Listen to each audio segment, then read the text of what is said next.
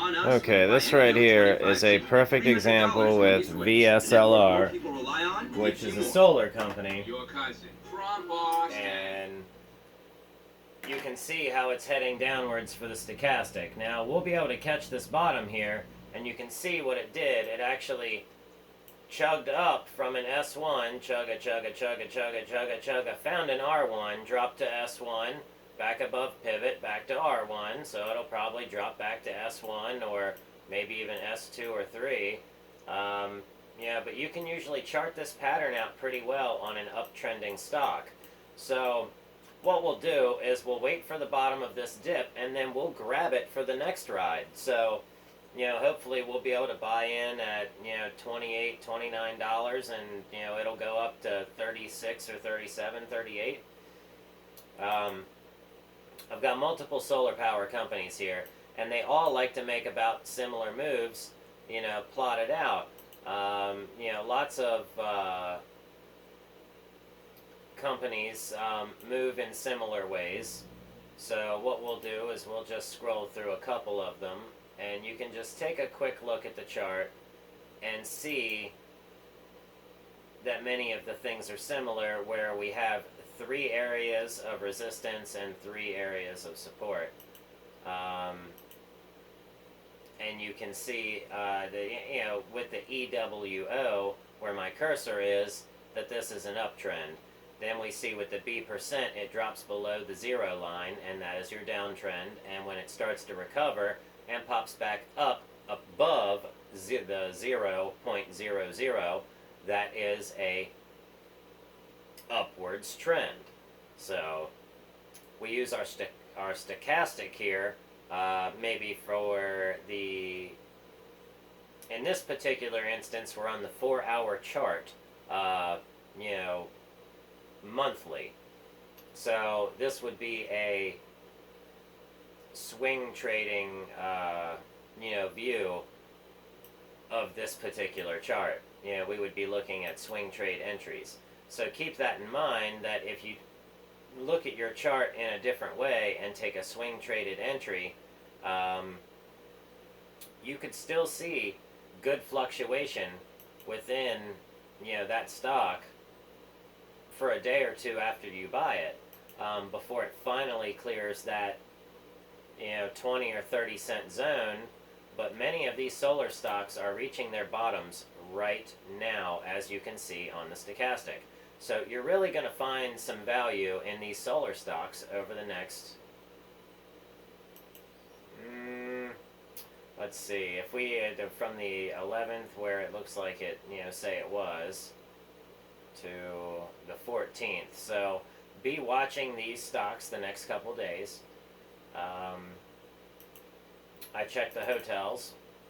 We've got one hotel that trades fairly cheaply, and I don't know, I think I'm going to get rid of that. Caesars Entertainment, Hyatt Hotels. Hyatt's up, way up right now, and then you've got the Hilton, which is heading down like the rest of the stocks that we're looking at. Okay, we've got the 9th. Now this is, these are watch lists that I've made. This one is my September watch list. So what we're looking at is, we've seen where it had a dip here, and that's probably why I added it to the list. And a dip here, and so we'll continue to watch for these dips and lows on the stochastic. Looks like Grow is having one right now. MEIP, BTU, GGB, the New Market Group, they're up into an R3 and just chugging along. So, I don't know what they're going to do, but I suspect, or that's next, I'm sorry. This is the New Market Group. The New Mark Group, yeah. They've got some good opportunities from, day to day. So if we wait for our next low, we should be able to get a good entry. Here, you might have found a decent entry, but it wasn't the lowest you could possibly go. Here's Smile Direct. I'll be looking for an entry down here somewhere. I made a little bit of money on Smile Direct right through here. So I'll be looking again to make a little bit of money on their way back up. So I'll wait. They may actually turn up. You never know. They may, people have bought in at $12 and might not want to sell it. If that happens, then it's going to go up above $12. So right now, we got IMAX, which I want to buy into IMAX. I believe people will start going back out into the world, and when they do, they'll start going to the theater again. So anyhow, they're falling in under a pivot into a support zone, so they would be a very good buy over the next day or two as they continue to either level out or make that reversal. But from $13 to $16 from the high to the low, I would say the spread is $3. I mean, that's a really nice interest rate. $3 is great. Put your money with IMAX. I tell you what, Carnival right now, well, I mean, absolutely. If you could buy Carnival right now and it just dipped into an S3 zone, and I would say always buy an S3 support, because if you buy an S3 support, that means that they don't want to sell there. They want to hold. Those are your people, bro.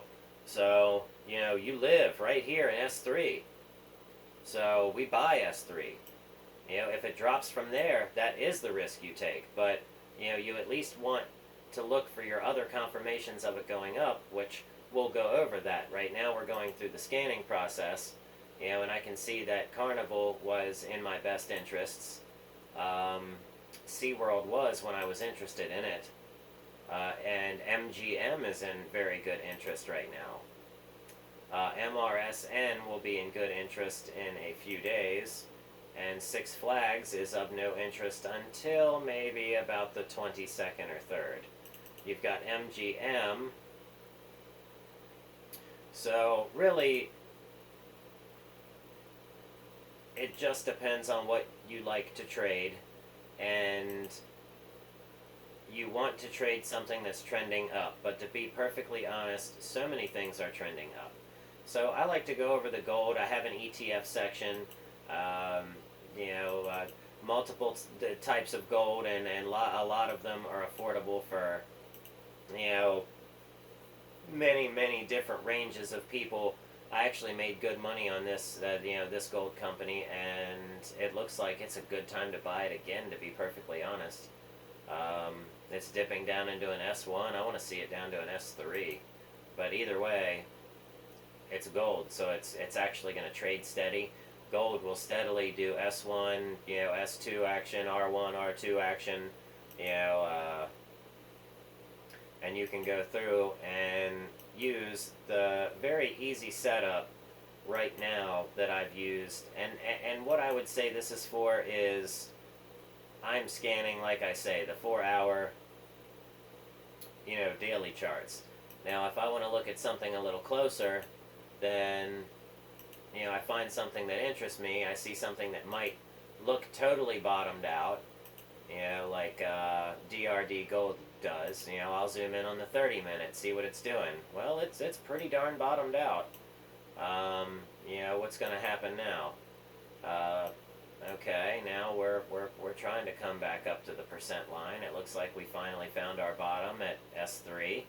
Okay, 1229. And that's a shoot up on the stochastic. So let's see here. We're finally ending this. Yeah. So what we'll have to do is wait for this up run to be over, for it to come back down and touch again, and then that's how we'll know that it is done with its downwards move. And they are putting a lot of money into it. Actually, not even that much, but they're trying to pump it. Because they see it's at this resistance line, and when it gets to this resistance, if it falls, then we don't want that to happen. So here we go. We're going to start trying to tread back up. Let's see if it can make it. It did clear the 0 line on B%. Went up to 0.9. Very good. Okay, what was that run? And that was a 20-cent run. now what was it? Yeah, 20-cent run, 10-cent run.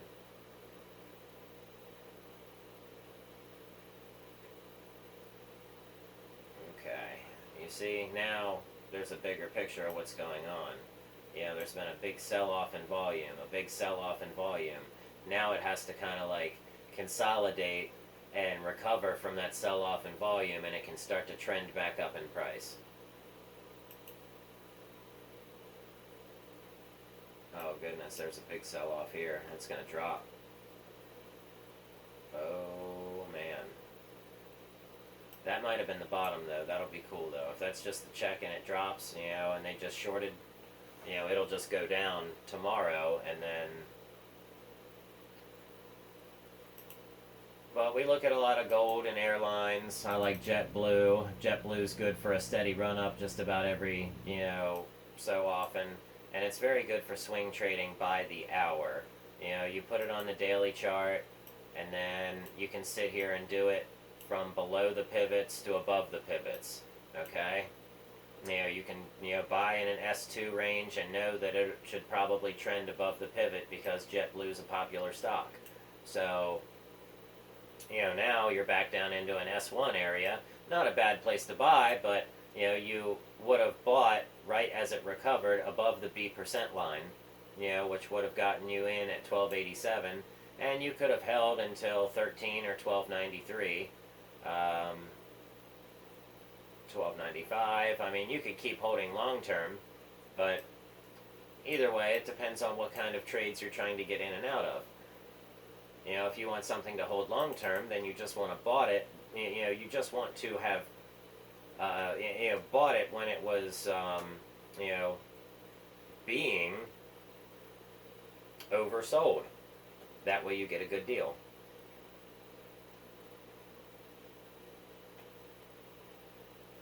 If you're going to buy stock, then you want to buy it at the best time possible. So that's what we look for. So we're going to look for those, oversold conditions and buy it, and then we don't necessarily buy it until we can see some sort of, recovery. And there are other, indicators I use for that.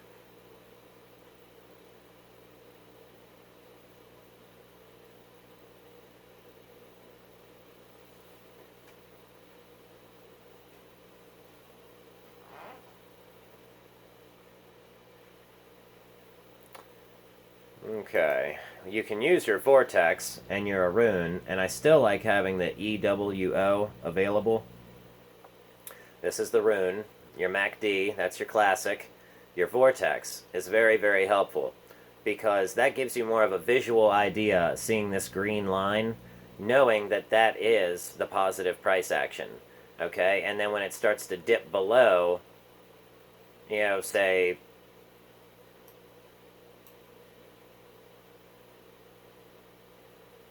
under the red line, and it fluctuates between, 0 and 100, so it's actually based on values of, they're placed over here, VI, plus and, negative, but, either way, you can, play with these. I've done, a little video on that, but I should do a better explanation of it. But really the best way to learn these indicators is to put a chart up, put the indicator up, and learn it, understand it, see what's happening on the chart. Now, and then you can start to make the charts look really busy, like you're actually doing something on the chart. But, really, I put up a different indicator. Now I've got super trend, Ichimoku clouds, and I've got my Rune up here, which my Rune, would have told me to buy this right here, and I would have, and I would have bought it at 1368, and probably have sold out at, 1370. I probably wouldn't have made much, when really, it tells you to buy here. These are your long signals. This is, your long term. You'll buy that and you'll hold it for a while. Okay, a couple days. Now, if I would have bought here, at the very depth at the bottom, that would have been 1365. Then you could have taken it to 1370. You're still not making very much in this particular instance in American Airlines. But that's how you know whether you're getting on a good run up or not. You can learn to read this rune, or you can use this many other indicators, and they can help you know whether you're on a very steady run up or not.